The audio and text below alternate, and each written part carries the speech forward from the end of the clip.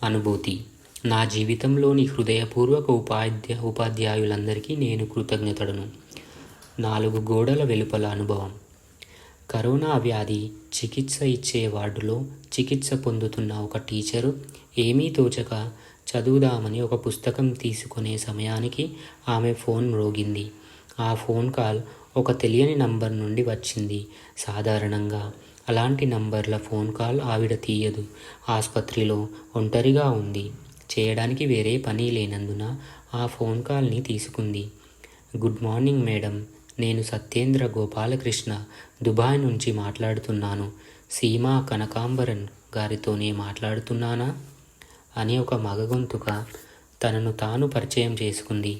ఆ టీచర్ ఎవరు మాట్లాడుతున్నారో తెలుసుకోవాలని కుతూహలంతో అవును నేనే మాట్లాడుతున్నాను అని సమాధానం చెప్పింది. కొంత సమయం తర్వాత అతను, మేడం, కొన్ని సంవత్సరాల క్రితం మీరు నా 10వ క్లాస్ టీచర్ అని చెప్పాడు. టీచర్ అతనిని గుర్తించలేకపోయింది. ప్రస్తుతం కోవిడ్ చికిత్స కోసం ఆసుపత్రిలో చేరాను.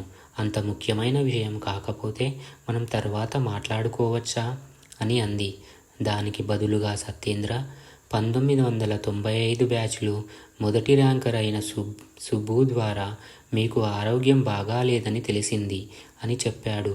నాకు సుబ్బు బాగా తెలుసు. నేను అతడిని గుర్తుపట్టాను కానీ నిన్ను గుర్తుపట్టలేకపోతున్నాను అని టీచర్ చెప్పింది. సత్యేంద్ర, మీకు ఎప్పుడూ తలనొప్పి తెప్పించి పొడుగ్గా నల్లగా ఉండి ఆఖరి బెంచీలో కూర్చునే ఒక పిల్లవాడు బహుశా గుర్తుండి ఉంటాడు. ఆ పిల్లవాడిని నేనే అని చెప్పాడు.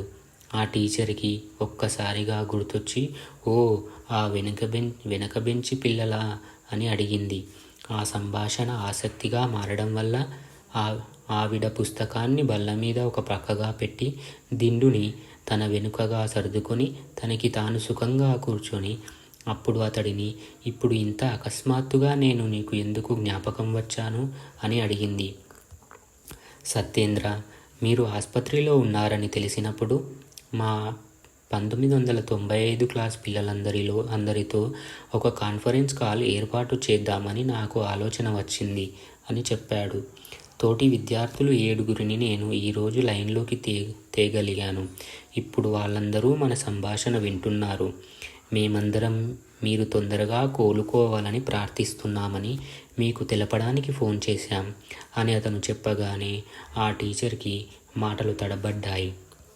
కొంత సమయం తరువాత ఆవిడ, ఇప్పుడు చెప్పు, నువ్వు ఎక్కడ ఉన్నావు అని అడిగింది. నేను ప్రస్తుతం దుబాయ్లో ఉన్నాను. నేను సొంతగా లాజిస్టిక్ వ్యాపారం చేస్తున్నాను. మొదట్లో నేను ఉద్యోగం వెతుక్కోవడానికి ఇక్కడకు వచ్చాను. చివరికి ఒక విజయవంతమైన వ్యాపారవేత్తను అయ్యాను. ప్రస్తుతం నా సంస్థలో 2000 మంది ఉన్నారు అని సత్యేంద్ర చెప్పాడు. మేము 10వ తరగతిలో ఉన్నప్పుడు మీరంటే మా వెనక బెంచి విద్యార్థులకు క్రమశిక్షణ విషయంలో చాలా భయం వేసేది. కానీ అదే సమయంలో మీరు ఎంతో ఔదార్యంతో మాకు మద్దతు ఇచ్చి గొడవ చేసి అల్లరి చేసే వెనక బెంచి విద్యార్థులమైన మాలో విశ్వాసాన్ని పెంచారు. నేను వారి నాయకుడిగా ఉండేవాడిని అని అతడు చెప్పాడు. మీ చేతిలో అందరికన్నా నాకే ఎక్కువ శిక్షలు పడ్డాయి. మీరు నన్ను తరచూ క్లాస్ బయట, కొన్నిసార్లు క్లాసులో బెంచి మీద నిలబెట్టేవారు. ఆ అనుభవాలన్నీ నా తరువాతి జీవితంలో ఎంతో ఉపయోగపడ్డాయి. బెంచి మీద నిలబెట్టినప్పుడు నాకు క్లాస్ అంతా ఒకేసారి కనిపించేది. నేను నేర్చుకున్న ఈ పాఠాలు నేను నా జీవితంలోనే కాదు, నా వ్యాపారంలో కూడా ఉపయోగపడుతున్నాయి. ఈరోజు నేను ఉన్న ఈ స్థితి అంతా మీ వల్లనే సాధ్యపడింది అని చెప్పాడు. టీచర్కి ఇప్పుడు మాట్లాడడం చాలా ఇబ్బందిగా అనిపించింది. సత్యేంద్ర తన కథను చెప్తూనే ఉన్నాడు. ఆ టీచర్ కొన్ని దశాబ్దాలకి ముందు 1995 సంవత్సరానికి వెనక్కి వెళ్ళి తన జ్ఞాపకాలను గుర్తుకు తెచ్చుకుంది. 1995 క్లాసులో, అవును, ఆ పొడుగ్గా నల్లగా ఉండే కుర్రవాడు క్లాస్కి ఎప్పుడూ ఆలస్యంగా వచ్చి విసిగించడంలో దిట్ట. క్లాసులను మానేసి సినిమాలకు వెళ్ళేవాడు.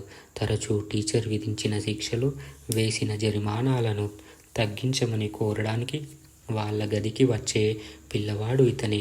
టీచర్లందరికీ ఓ పిడకలగా ఉన్న పిల్లలందరికీ మాత్రం చాలా ప్రియమైన వాడు ఇతనేనని గుర్తించింది.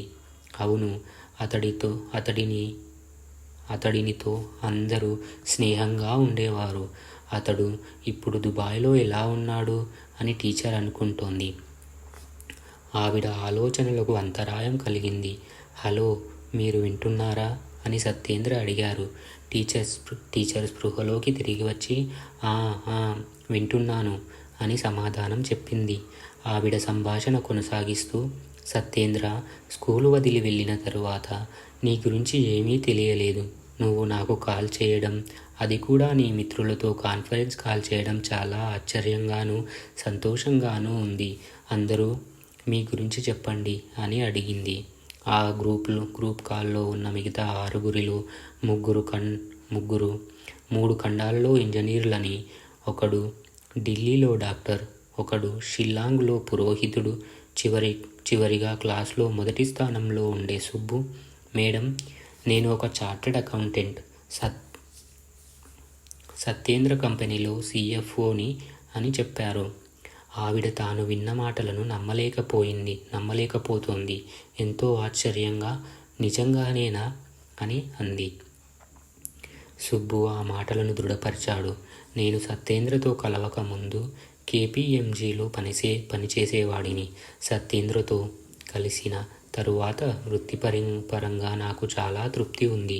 అలాగే నా కుటుంబ జీవితం కూడా బాగుంది అని చెప్పాడు. అందరూ వాళ్ళ కథలు పూర్తి చేసేటప్పటికి 40 నిమిషాలు గడిచాయి. సత్యేంద్ర అంత ఎక్కువసేపు మాట్లాడినందుకు క్షమించమని అడిగాడు. వాళ్ళ ప్రియమైన టీచర్ త్వరగా కోలుకోవాలని కోరుకుంటూ తాను ఇండియా వచ్చినప్పుడు తప్పకుండా కలుస్తానని వాగ్దానం చేశాడు. కోవిడ్ ఐసోలేషన్ వార్డులో ఒంటరిగా ఉన్న టీచర్ కళ్ళు కన్నీళ్లతో నిండాయి.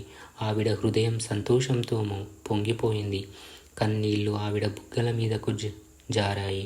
విద్యార్థులకు క్రమశిక్షణ నేర్పేందుకు, వాళ్ళ మీద ఔదార్యాన్ని ప్రదర్శించినందుకు తనని జ్ఞాపకం ఉంచుకున్నారని తెలుసుకోవడం ఆవిడకి ఆనందంలో ముంచెత్తే అనుభవం. అదేవిధంగా వాళ్ళందరూ సంతోషంగా ఉన్నారని, ఆనందంగా జీవిస్తున్నారని తెలుసుకున్న ఆవిడ తరగతిలో తెలివైన వాళ్ళే కాదు, తరగతిలో బాగా విసుగు పుట్టించే విద్యార్థులు కూడా జీవితపు పాఠాలను నేర్చుకుని ప్రస్తుతం ఉత్తమంగా రాణిస్తున్నారని చాలా కృతజ్ఞతానుభూతి చెందింది. సిలబస్లో లేనివి, తరగతిలో చెప్పని పాఠాలను జీవితంలో ఉపయోగించిన ఒక కుర్రవాడు ఇక్కడ ఉన్నాడు అని ఆవిడ తనలో తాను అనుకుంది. అతడు అనుభవించిన శిక్షలు అతన్ని పరిశీలకుడిగా ఒక విశాలమైన దృష్టిని పెంపొందించుకోవడానికి అవకాశం ఇచ్చాయి. క్లాసులను వదిలేసి పారిపోతూ దొరికినప్పుడు చాలా చిన్న వయసులోనే కష్టాలను తగ్గించుకొని వాటిని దాటడం నేర్చుకున్నాడు. అతడు తనకు విధించిన శిక్షను, పరిహారాన్ని తగ్గించమని అడగడానికి భోజన సమయంలో ఉపాధ్యాయుల గదికి వచ్చినప్పుడు చర్చించే కళను నేర్చుకున్నాడు. స్కూలులో ఉన్నప్పుడు అతను ఏర్పరచుకున్న సంబంధాలు ఇప్పటికీ బలంగా ఉన్నాయి. లెక్కల్లో పోగొట్టుకున్న మార్కులను అతను నిజ జీవితం కోసం భద్రపరుచుకున్నాడు. 100కి 100 మార్కులు తెచ్చుకున్న సుబ్బు సత్యేంద్ర పోగొట్టుకున్న ఆ అంకెలతోనే పనిచేయడం ఆశ్చర్యకరమైన విషయం. ఆవిడ ఆలోచిస్తూనే ఉంది.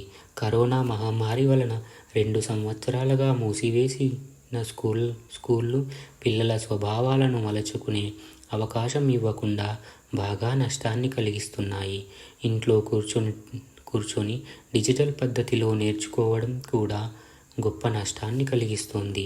వాళ్ళు విద్యకు సంబంధించినంతవరకు బాగా విజ్ఞానాన్ని పొంది ఉండవచ్చు, కానీ దాన్ని వాళ్ళు తమ జీవితంలో ఎలా ఆచరణలో పెట్టగలరు?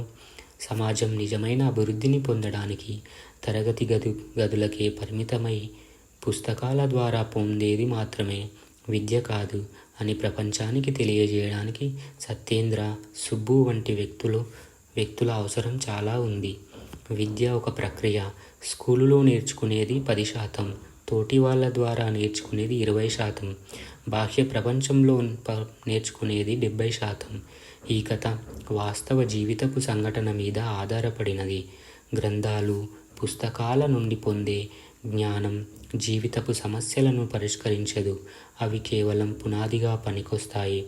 ఆచరణాత్మక భౌతిక రంగాలలో ఆచరణాత్మక అనుభవం తప్పకుండా ఉండాలి. దాజీ.